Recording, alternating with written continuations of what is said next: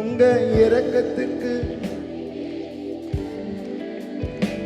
உங்க அன்பிற்கு அளவே இல்லை. உங்க இரக்கத்திற்கு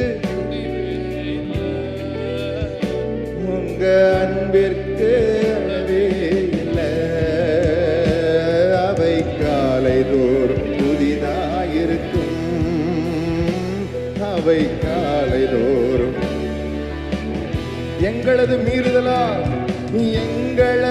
மீறுதலால் காயப்பட்டீர், நொறுக்கப்பட்டீர், தழும்புகளால் சுகமானோ.